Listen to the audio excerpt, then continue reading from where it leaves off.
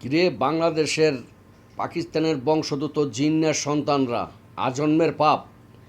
দিল্লি না ঢাকা, দিল্লি না ঢাকা, দিল্লি না ঢাকা।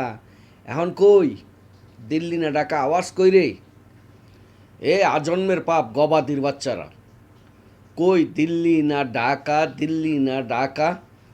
এখন তোর বাপে তোদের তালাক দিয়া তো থাইল্যান্ডে গিয়া ইউনুসে তো মুদির মূত্র শোধন পান করছে। এখন কি করবি? এখন মুগ্ধ আসে না? হ্যাঁ, দিল্লি না ঢাকা, দিল্লি না ঢাকা। এই জিন্না ইয়াহিয়া আইয়ুব খান, বকরি খান, ছাগল খান, কুত্তা খানের সন্তানেরা এখন কই তোরা? হ্যাঁ, এখন নাকে খত দিয়া বাংলাদেশের জনগণের মধ্যে দাঁড়ায়া ক্ষমা চাইয়া পরবর্তী দিনগুলো পবিত্র কর। ঠিক আছে, দিল্লি না ঢাকা, দিল্লি না ঢাকা। এখন দিল্লি এই প্রাণ হইছে। হ্যাঁ, মোদির সাথে বৈশা চা পান কইরা আর মূত্র সন্তান পান কইরা এখন দিল্লি এই প্রকৃতি হয়ে গেছে গা।